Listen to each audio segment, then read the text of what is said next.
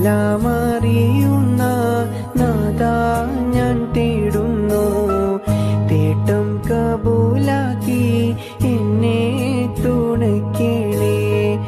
എന്നുടെ പൊന്നുമ്മ എന്നെ പിരിഞ്ഞിട്ട് 10-ാമത്താണ്ടായി. ഓർക്കും വ്യസനത്തിൽ ഉമ്മാന്റെ ഓരോരോ തേനൂറും വാക്കുകൾ ഇന്നും മനസ്സില്ല തല്ലി കേൾക്കുന്നു.